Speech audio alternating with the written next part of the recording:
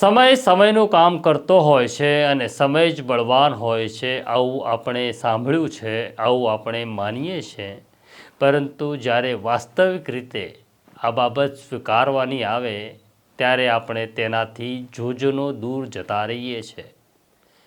થોડા સમય પહેલાંની જ ઘટના હતી કે રાજુ કરપડા ગોપાલ ઇટાલિયાના વખાણ કરતા થાકતા નહોતા અને આજે સમય એવો બદલાયો છે કે રાજુ કરપડાને લાગી રહ્યું છે કે ગોપાલ ઇટાલિયાએ તેમને નુકસાન કર્યું છે.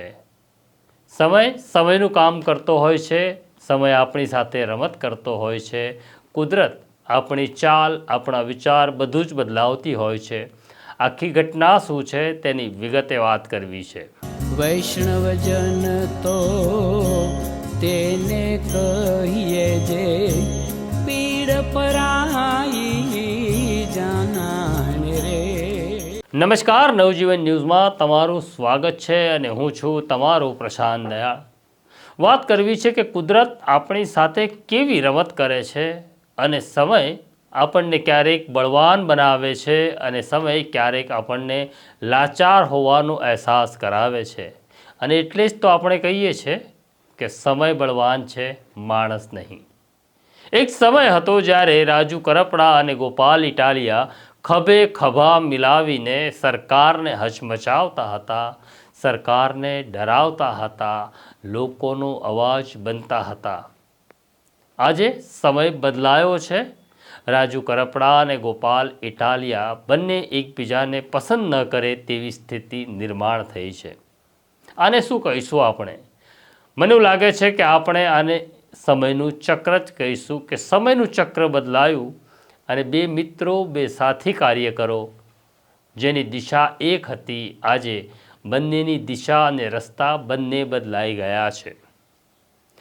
રાજુ કરપડાએ આમ આદમી પાર્ટી છોડી ત્યાર પછી જે ઘટનાઓનું નિર્માણ થયું છે અથવા જે ઘટનાઓ હવે નિર્માણ પામવાની છે તેની અત્યારે વાત કરવી નથી. પણ રાજુ કરપડાના રાજીનામા પછી અમે કેટલાક જૂના વિડીયોઝ જોઈ રહ્યા હતા ત્યારે અમારા સાથી ફૈઝાન રંગરેજે એક ઇન્ટરવ્યૂ લીધો હતો રાજુ કરપડાનો, જે અમારા હાથમાં લાગ્યો. ઘટના એવી હતી કે આમ આદમી પાર્ટીના ધારાસભ્ય ઉમેશ મકવાણાએ થોડા સમય પહેલાં જ પાર્ટી વિરુદ્ધ નિવેદનો કર્યા અને પાર્ટીએ તેમને સસ્પેન્ડ કર્યા.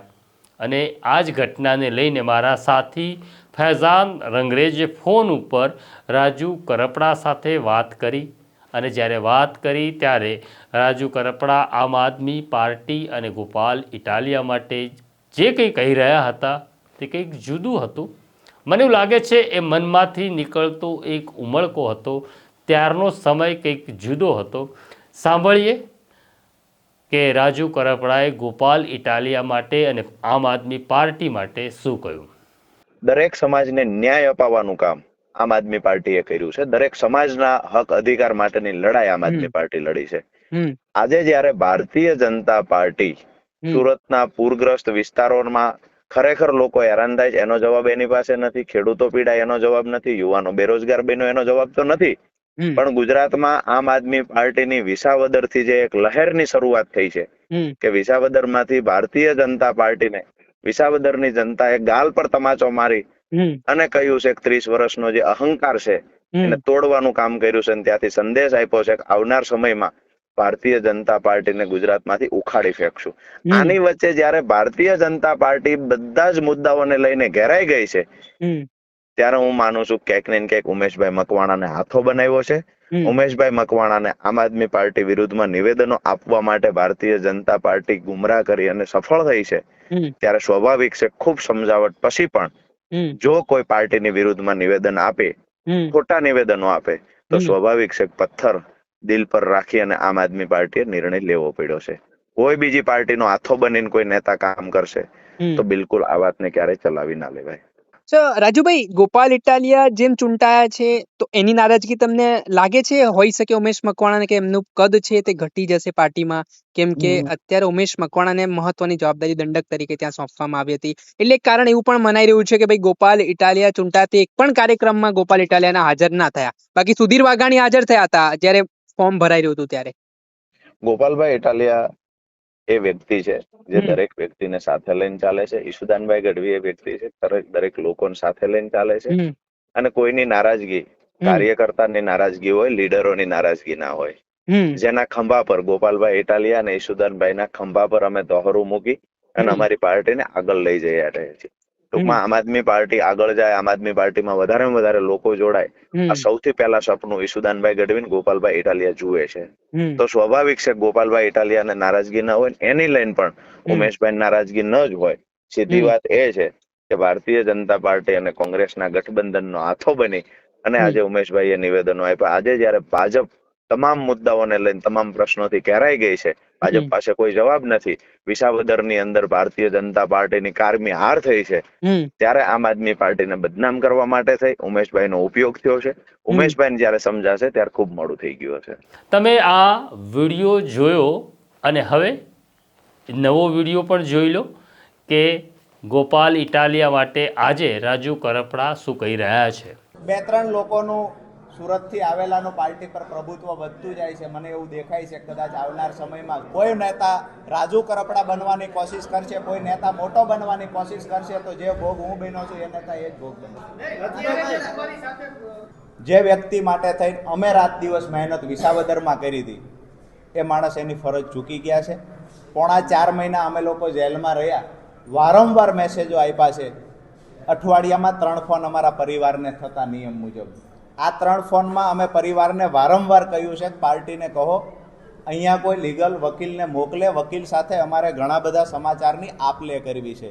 આજે દુઃખ સાથે કહેવું પડે કે 4.5 મહિનામાં એક પણ વખત વકીલ મુલાકાત જેલમાં પાર્ટી તરફથી ન થઈ. જી સોરી, ગોપાલભાઈએ કોઈ કોન્ટેક્ટ ત્યાં તો નથી કર્યો, પણ અમને વચ્ચે જાણવા મળ્યું હતું પ્રવીણભાઈની મુલાકાત કરવાની ટ્રાય કરીને મુલાકાત ન આપી. મુલાકાત ન આપી એ ખબર ને એમને ટ્રાય કરીને એ પણ અમે જેલમાં ગયા પછી 2 મહિના પછીની ટ્રાય હતી. આ 2 મહિના સમયગાળા દરમિયાન ક્યાં હતા? બીજું કે એને નથી આવવા દીધા, પરંતુ જે વકીલો પાર્ટી તરફથી છે કમસે કમ વકીલોને તો મોકલવા હતા. એનાથી આગળ વાત કરીએ, અમારા કેસમાં શું ચાલી રહ્યું છે પરિવારને પૂછવાની ટ્રાય નથી થઈ. પરિવારે જ્યારે ફોન કર્યા છે તો એના માટે પણ જે વ્યવહાર ન કરી શકાય એવો બિહેવિયર થતા હોય છે.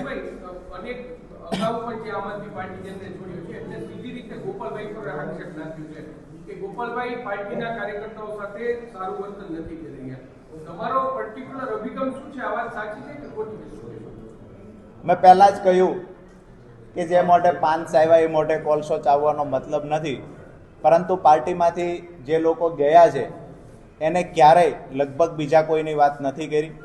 શા માટે એને તકલીફ છે એ મને સમજાતું નથી, પણ હું એક વાત ચોક્કસથી કહીશ કે ગોપાલભાઈ આમ આદમી પાર્ટીને ક્યારેય ઊભી નહીં થવા દે.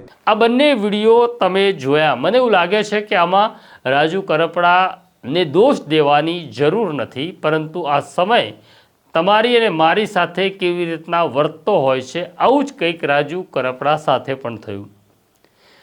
રાજુ કરપડા કડદાના ભાવ મુદ્દે જ્યારે ખેડૂતોના નેતા તરીકે ઉપસી આવ્યા અને પછી તેમનો અવાજ એટલો બુલંદ થયો કે માત્ર ગાંધીનગર જ નહીં દિલ્હી પણ ધ્રુજ્યું અને એટલે જ ઓપરેશન કરપડા પાર પાડવામાં આવ્યું. રાજુ કરપડાની જે કંઈ મજબૂરી હશે તે સમજાય છે. માણસ એકલો લડી લે, પરંતુ જ્યારે માણસના પરિવાર ઉપર કોઈ હાથ નાખે ત્યારે માણસે અનેક સમાધાન કરવા પડે છે, એ સમજાય તેવા છે. તો આ છે સમયે સમયનું કામ કર્યું. એક સમયના સાથી આજે એકબીજાનો ચહેરો પસંદ ન કરે તેવી સ્થિતિ નિર્માણ થઈ છે. એક સમયના સાથી આજે એકબીજાને કહી રહ્યા છે કે મારી બંધ મુઠ્ઠી ખુલી તો તકલીફ પડશે.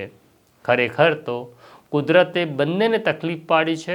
બંનેના હૃદયમાં પેલું દુઃખ ચોક્કસ છે, પણ એ દુઃખ આજે તેઓ વ્યક્ત કરી શકતા નથી તેવી સ્થિતિ છે.